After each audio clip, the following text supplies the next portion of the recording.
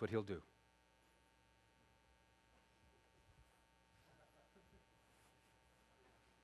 I'm sorry. It's within his nature. It's within his nature. What's interesting when you get in marriage, then, here's the interesting thing. When there's a lot of provocation, your husband will look away because it's the honorable thing to do. But you label him unloving.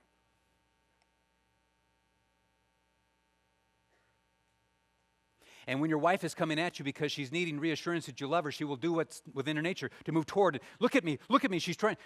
And what's she trying to do? The loving thing. Look at me, listen to me. And she's trying to get your attention to look and focus because her heart is so burdened. She's crying out for your love. And what happens? You interpret her as disrespectful. So she seeks to do the loving thing, and you call her disrespectful. You seek to do the respectful thing, and she calls you unloving. And you'd better decode on the bus ride because you're both wrong. You're wrong. And there's a high divorce rate because of this kind of thing. And we all get together in our little huddles, and we all then say, what did he do? Well, this is what he... And there are going to be 6 women who are going to do that toward your baby boy that you nursed at your breast. And they are going to crucify that boy. And he's a good-willed boy who would die for that girl. But he's not a girl. And he's actually going to seek to do the honorable thing. And he doesn't know about this stuff, and only to be labeled as unloving. And your daughter is going to be coming at your future son-in-law. And he's just, if he's got a real problem with anger, he's just going to explode at her when all she's trying to do is connect with him. And we'd better coach our sons and daughters, but we'd better coach them by our own example. And if we're mislabeling people and passing judgment on them, because we would never do that, of course you wouldn't. God didn't put it within your nature to do that. And where he gave you strengths, your spouse has vulnerabilities. And when you pass judgment on the basis of your strengths toward their vulnerabilities, you will be judged. It's crucial that we come to grips with this simple reality. Listen to Missy and Stu. They're a volatile couple. Now, let me just back up, though. Gentlemen, now here's where we're going with this. I'm not giving this illustration about what you do to justify you turning away and walking away. The mature one moves first. So as a man of honor, you counter your nature. Your nature says, I'm going to do the honorable thing. But you realize if I do the honorable thing, it's going to be interpreted as unloving. So as a man of honor, I take my internal intestines and guts and move toward her and look at her while she's coming at me, and I say, I'm sorry for not having done whatever. Will you forgive me? That will never be easy. It just won't. And there's nothing wrong with you. There is nothing wrong with you because that's not easy. There is nothing wrong with you.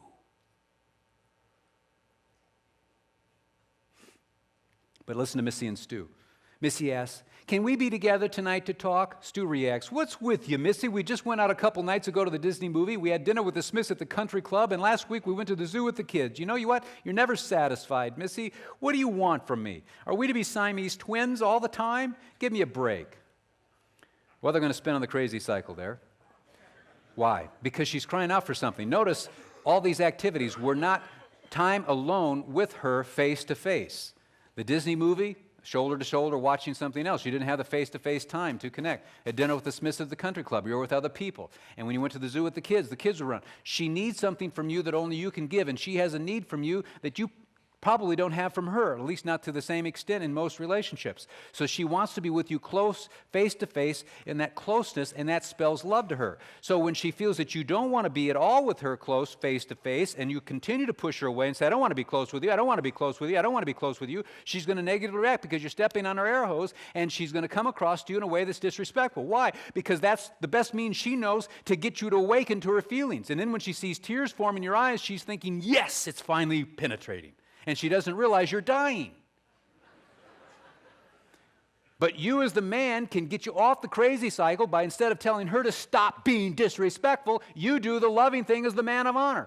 And why should you? Because you're mature. And you know how to take a hit. But I'm going to tell you, you've got to decode. Is she reacting disrespectfully? Could it be that you sent a message inadvertently that I don't want to be close with you? Now, it's one thing to do it periodically. None of us are going to be perfect at this, but if there's a pattern, and you've got to be honest, if there's a pattern, keep pushing your way, keep pushing your way, keep pushing your way. One guy said, I get it, Emerson. I made a decision to be close with my wife. I hold her hand everywhere we go because when I let go, she shops.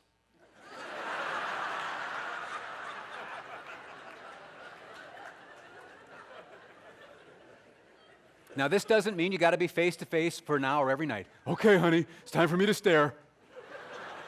No, that's not the point. It's more frequency, maybe 15 minutes every night. It's not length, it's the frequency and consistency that she really needs. And that's really the key to this whole thing. But I'm going to tell you, women are very conscious of this. In fact, there was this couple that went into this restaurant, and they'd been married many years, and as they came in, she saw this other couple that she had kind of an acquaintance about, and they were over in the corner in this restaurant, both on the same side of the booth, and he had his arm around her, he was stroking her hair, and women can see that stuff from about, 15 light years away, And she's immediately just watching that whole thing. And her husband's looking at the menu and chawing down on some of the crackers, and she says, "Do you see that couple over there?" "What?" "That couple over there." "Yeah, what about him?" "Well, look at how he's got his arm around her. Look at how they're looking at one of us face to face. And look, he's making her laugh, and he's stroking her hair. And why don't you ever do that?" "I don't even know that woman."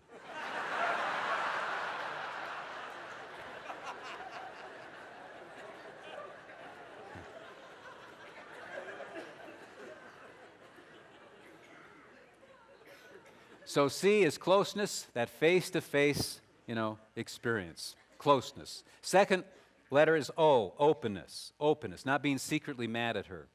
We've been talking about stonewalling, that you do that because you may be trying to calm yourself down. It's the honorable thing. You don't want to get into a fight, and so you just stonewall. You just put up a stone wall. But that screams at a woman, "I don't love you." Now, we can say all day long that she's childish and she ought not to feel that way, but she has vulnerabilities where you don't. You don't have the same need to be as open and so on and so forth. And particularly, I'm going to tell you that if you stonewall, she's going to conclude that you're mad at her.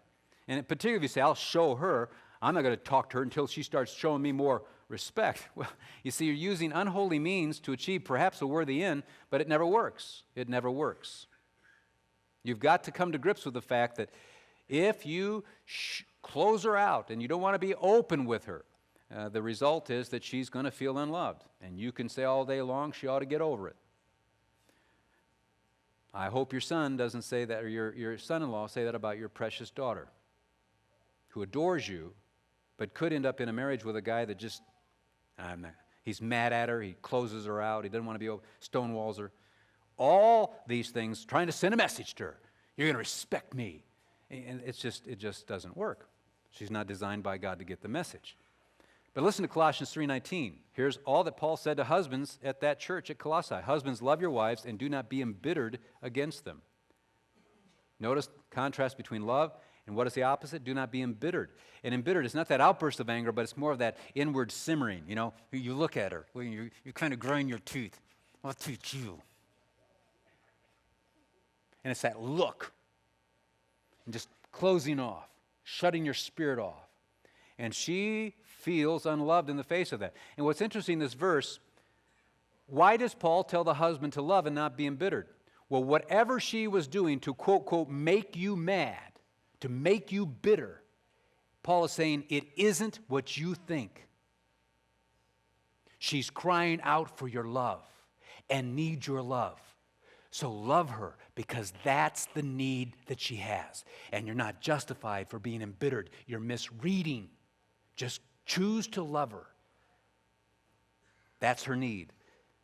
You're getting angry over behavior that Paul is saying, it isn't what you think. You're taking up offense and you're embittered over what is really a defensive reaction. Push through and meet her need for love and watch these other things evaporate. But you've got to get in tune with this internal world, this secret anger that some of you have. You don't even see it. Malachi 2:14 and 15, "The Lord has been a witness between you and the wife of your youth, against whom you've dealt treacherously, though she's your companion and your wife by covenant." And then Malachi says this, "Take heed then to your spirit." Talking to these husbands. Take heed then to your spirit. Why does he say, take heed then to your spirit? The men were not taking heed to their spirit. They didn't know what was going on inside of them. "And let no one deal treacherously against the wife of your youth." As we said, women are integrated personalities. Their mind, body, soul, and spirit are connected. So when her spirit's wounded, it's going to display itself out her face. Women don't poker face. They can't poker face. It's very difficult for a woman to poker face. Because when her spirit's wounded, it comes out her eyes. This is called the sour face, the dark look. It's just there. When mama's not happy,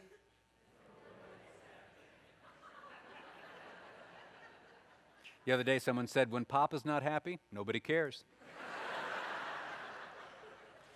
But men are not integrated as much as we are compartmentalized. We have different compartments, and we shove our emotions in these compartments. You know, the difference is like two electrical circuits. One electrical circuit can have 3,000 light bulbs. You pop one bulb, and the whole circuitry shuts down. There's another circuitry that has 3,000 light bulbs. You can go through with a broom and smash 1,000, and the other 2,000 stay on. This is the man, his circuitry. The woman, this is her circuitry. So women say, if I'm battling with my husband on one front, he pops one ball, I shut down on him. I'm so hurt. I can't believe her whole being, the whole relationship. That's why when you have a fight in the morning, you go off to work as the man, and then you come home at night, and she's still upset, and you can't even remember what it was about. What? See, because you just put it aside. You drop it, forget it. You put it in a compartment. And that's a strength. It's a weakness. It's a strength. And I was in Manhattan on 9/11, and 99.9% of those who went back into the Twin Towers to help people were men. Men can put their fears in compartment and march literally to their death because God designed them to do that way. God has allowed fear, I think, in part to come over women because someone needs to stay back for the 4-year-old and 6-year-old who are crying. And it's just the way God has designed us. And the fear come back to protect. And men have this something in them to move forward, to die. And they can put that in compartments. That's the front side strength. But that front side strength has a backside weakness. And you can come to a point where you just shove these feelings into these compartments and move on. And she senses that you are upset with her. But you just kind of barrel on. And sometimes you've lost sight of these things. And I will tell you even this, there's sometimes you're upset about things that has nothing to do with her. But you don't want to worry her, and yet you're angry and upset, but she will personalize this. Listen to this. Feeling frustrated and angry over losing $8,000 on an investment, Stu says in response to Missy's request to talk, now what's your problem? I know you're going to complain about something. I just want to talk. So he turns on the news. She tries again later to bring some things up about his day, but he only says, I don't want to talk about it. Can't we just have some peace and quiet around here? So now what does she do? She senses that he's very upset. And I'm going to tell you, when that happens, women personalize. I wonder if I said something this morning. I wonder what I did. She will tend to personalize. And if you come across as angry, I'm going to tell you, she'll tend to think that you're angry at her. And that's why she'll then move toward you to try to draw you out to find out what you're feeling. And see, what's difficult is when you're upset as a woman, he can figure that out. Because you tell him, it comes through. I mean, it just comes through.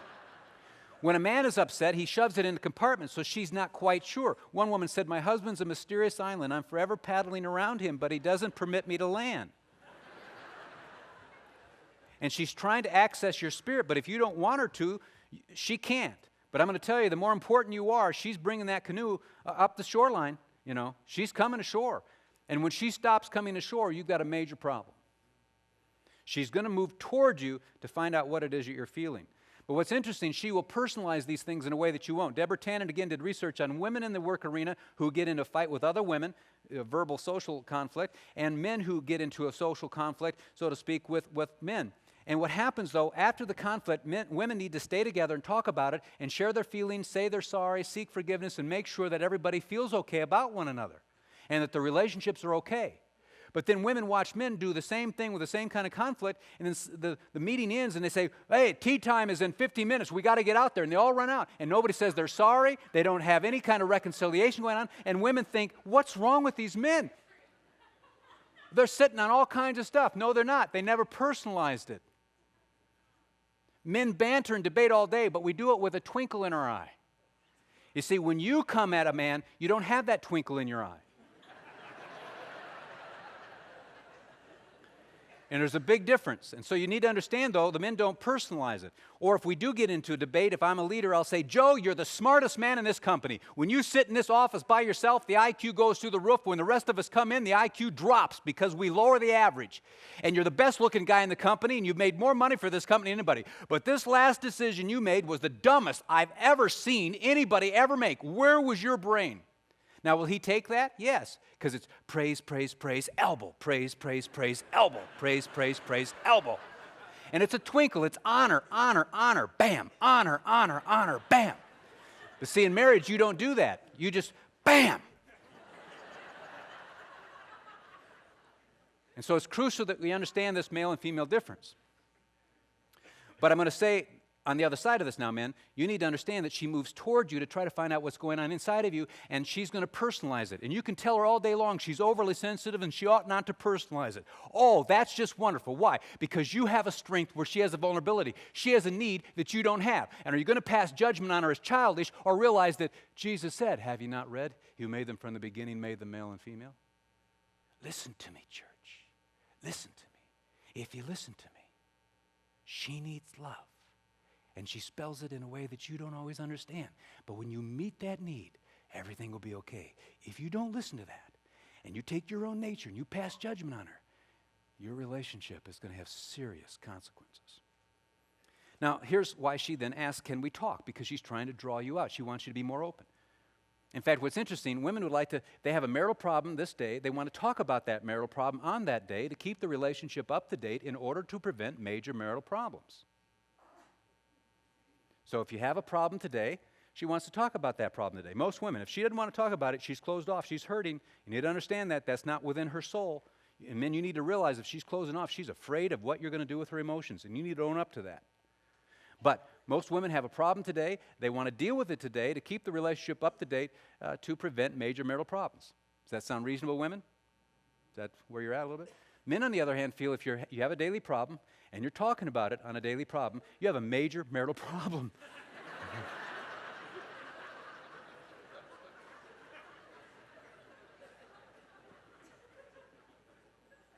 Not wrong, just... But as a man of honor, we will come to that point then. We can either lock into our idea, or we can say, as a man of honor, I'm going to serve her. I'm going to meet a need that she has that I don't have. I don't want to talk about it on a daily basis. And you don't have to talk 3 hours every day. It's the frequency again. There was a period in our season of our life together. Sarah and I, every night after dinner for 15 minutes, shut the door so the kids couldn't get through, and they'd pound on the door, try to interfere and all that kind of stuff. But that was our time to talk. And then sometimes we had the date night on Thursday night, and Sarah would keep her list, and that 2-hour block of time she would share and express. It's that consistency. It's the structure. It's not, oh boy, I got to talk 3 hours every night. No, Frank, she's got things to do.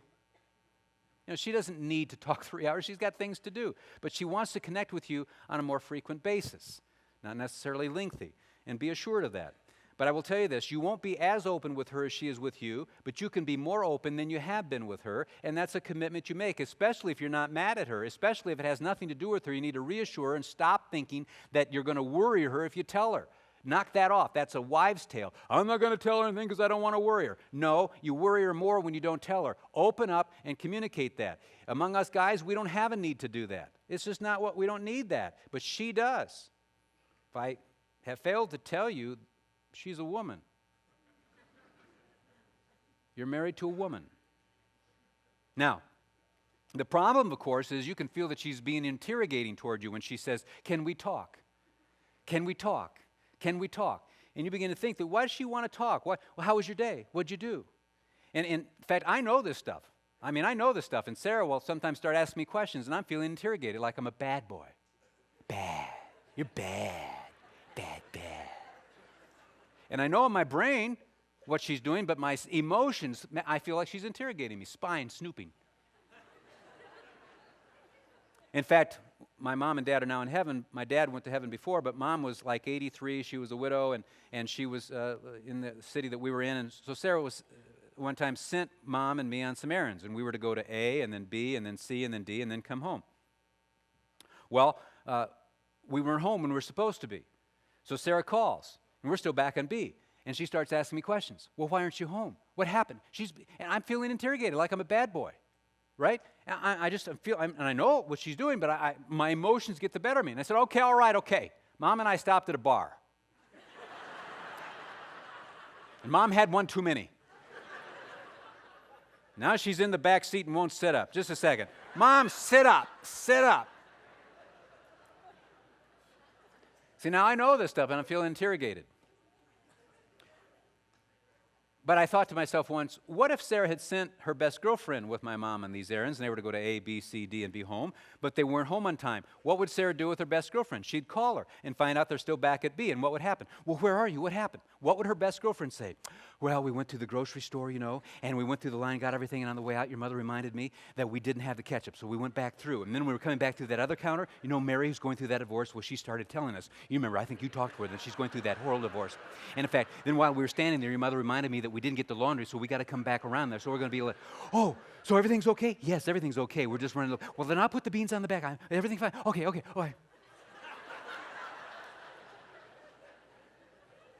What I realized is that Sarah was treating me the same way she treated her girlfriend, and that was this. She's just expressing concern. She asked these questions rooted in her nature to nurture, and it's within their nature to ask questions about, well, how are you? What happened? Why? And it's not an interrogation. It's within her nature, and if she does toward you what she does toward her girlfriend, then you stop concluding that she's snooping because she's just doing what God made her to do, show concern. So decode, why is she reacting disrespectfully? It could be that she feels you're blocking her out, you're stonewalling, you don't love her, and so she reacts. But here's something interesting. When you're open with her spiritually and emotionally, she opens with you sexually. 6 guys just woke up. Their heads just popped right up. And then they said, he said it. Wait, how long has he been talking about that? Give me your notes. What did he say? Give me your notes. That's why I came. How long has he been talking about this? I was asleep.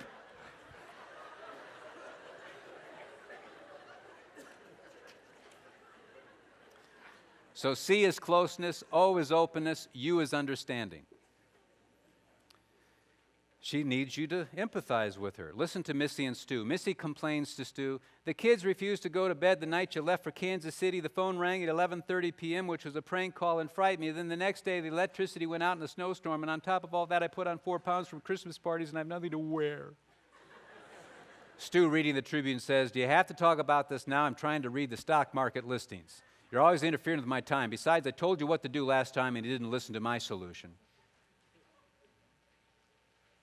I think Stu needs to read 1 Peter 3:7.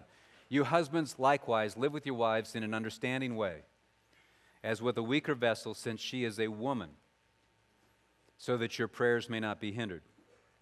Live with her in an understanding way. That idea of knowing her and empathizing with her womanliness. In fact, he says, since she's a woman, precisely because of her gender, precisely because of her femininity. You're to live with her in an understanding way. You're to understand that she's different from you, and you're to conclude that's okay. And Sarah and I really had a major breakthrough when I realized when she'd come to me with a problem, I'd kick into solution, mode because I tend to analyze. But I realized that wasn't working. And so then I decided, Sarah, do you need a solution or just a listening ear? That eliminated a ton of conflict. And that's what you need to do. Do you need a solution or just a listening ear? Gentlemen, she has a need for emotional release in a way that you don't. And she comes to you because you're the Christ figure, though we don't pay attention to this. In Ephesians 5, she's the church, you're the Christ figure, and as the church places its burden on Christ, she's intending to place her burden on you. And after she shares with you and ventilates with you and releases her emotion, she feels better. She's not coming to you for a solution. She has an emotional need for release, and you're the strong-shouldered individual to whom she goes to. She doesn't necessarily consciously think about that, nor do you consciously think about it, but you shut down on it because you think she isn't going to listen to me anyway, but she's not coming to you to solve the problem. It's within our nature to solve a problem when a problem is presented to us. That's normal for us, but that's not what she's needing. And it's crucial that we come to that point of understanding. And Peter is saying, be understanding. Now, let me just say something here. 1 Peter 3:7 is the verse that the feminist movement has attacked and why they do not respond to Orthodox Christianity, conservative Christianity. That little phrase, as with a weaker vessel. And that phrase, as with a weaker vessel, suggested to them that the men are the stronger sex and women are the weaker sex, and they crusaded against that. And let me say, the feminist movement was begun by good-willed women. These are not evil-willed women. They're good-willed women, and they're intellectual. They're very smart. And they had a social agenda in mind. And today that social agenda is continued, and now with medication it's continued even more. They're going to change little boys into girls. If they have to medicate, they will. But they truly are evolutionists by their own confession. That women, though, have evolved down the evolutionary line further than men have. Men are still on the edge of Neanderthal. They really do believe that. And so the social engineering has been men must change. And that spilled over into the church. I don't have one man say to me, I've got to stop being my wife's Holy Spirit. But I have a ton of women say, I've got to stop being my husband's Holy Spirit. Why does she say that? Because she intends to change him. And so there is this effect in the culture that men must change. There's something wrong with our boys, and we will change them. And part of the problem is that they felt that Christianity was keeping women in this, quote, quote, weaker, less equal position. But as a Bible teacher, let me tell you what Peter is saying. When he says, as with the weaker vessel, that's what we call a comparative statement, not a qualitative statement. In other words, he's not saying she's a weak vessel. He is saying she's weaker. It's a comparison to something. What is it a comparison to? Secondly, it's a comparison to her husband, not to all people. It's not saying she's weaker in relationship to all men. She's saying she's weaker in relationship to her husband. Then he gets even more specific. She's weaker in relationship to her husband, number 3, in 2 areas. Only 2 areas. When he does not live with her in an understanding way, and when he does not honor her as a fellow heir of the grace of life. That first verse, when he does not live with her in an understanding way, when he says, nobody can understand you, woman, because of nobody can understand women, and nobody can understand you, and kind of dismisses your femininity because you're a woman, and secondly, does not want to honor you as an equal heir of the grace of life. In other words, he doesn't treat you as an equal. You're equal in the eyes of God. You're fellow heir. You're going to receive everything he's going to receive. You're an equal. What Peter is saying is this: husbands, look, she's too vulnerable to be around a man who says, I don't want to understand you precisely because you're a woman. Nobody could understand you, woman. And I'm not going to treat you as an equal. Now, let me ask you this. Is it important to the feminist movement that women be understood and treated like equals? There is no contradiction between what Peter is saying and the feminist movement. And some of you women have rejected the apostles. You believe in Jesus and you read the Gospels, but you can't stand anything any of the apostles who are males say about anything related to femininity. And you've rejected the Scripture. And Peter says about Paul's writings that Paul says some things that are hard to understand, which the untaught and the unstable distort as they do the rest of the Scriptures to their own destruction. And Peter was really replaced by Paul. But at his aging time, he turns back and says, Paul's writings are equal to Scripture. And people distort Paul's writings as they do the writings of Moses, as they do the writings of Jeremiah, as they do the writings of Isaiah. And when they do, he uses language that is frightening. And so what we have to do is return as evangelicals. Do we have a view that when God has spoken, he has spoken through the apostles? And this is from Abba. This is from Abba. Not from men. This is from Abba. And I'm going to encourage some of you women to come back to the faith that you once had and held precious, but now you doubt because you've been misled by good-willed intellectual people. And they care for you. It is not a matter that they're wicked. They would, by their own confession, say they no longer believe in a revelatory worldview. They don't believe that God is there and has spoken. They don't submit to that. They're being honest with their own worldview, but you're not. You must return. But back to you men. Why is it that Peter then calls the man to be understanding of his wife? Because she has needs that you don't have. And what's interesting is you look at the male-female research that's been going on, particularly among women, all this precious and powerful truths have been coming out about women on the right brain, left brain thing. I mean, women have this right brain, left brain capacity. Men only have half a brain. But you see these things. For instance, women are wired differently. And you'll see it. For instance, watch this. You're in a group of 60, 80 people, right? And you're standing over here talking to your buddy about this new Christian camp you went to, and your wife's about 15 or 16 feet away talking to her best girlfriend. And you're saying to Harry, hey, we went up to that new Christian camp up in the mountains, and it's just wonderful, and that new director's name is, and your wife over here says, Harry Smith, and goes back to talking. She's always snooping. They just listen. But what's going on? Women can hear 2 conversations at once, even one that's 15 feet away. They can collect 2 conversations. That right brain, left brain, they can hear. Watch when 2 little children come to them, the 5-year-old and 7-year-old, and they're tattling to one another. She leans over, and she's listening to both of them talk at the same time. And then they all spew out their little venom, and then after they've got it all out, then she says to the one something, and that one runs off. And then watch her. She turns toward the other, and her eyes daze for a moment while she replays what she heard. She doesn't ask them to say it again. She replays what she heard, and then she answers that. It's amazing. It's stunning, their ability to hear 2 conversations. Women, when they get excited in groups where I sometimes speak, I'll have a break, and all the women are talking at the same time and listening at the same time. They're all talking, and they're listening at the same time. I can't believe that. Watch when a 5-year-old and 7-year-old come to him. Wait a minute, one at a time. One at a time, quiet. Go ahead. I said quiet. Go ahead. I said quiet. Now stop talking. The answer is no. Now what do you want? Or watch when she's on the phone to her girlfriend with something deep is going on, and she's talking, oh, did that really happen, Mary? No, I don't like that pink blouse. Change that.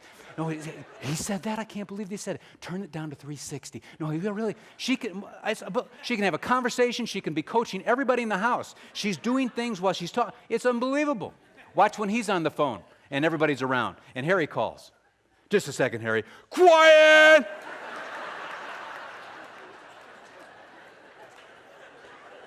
Okay, what do you want, Harry?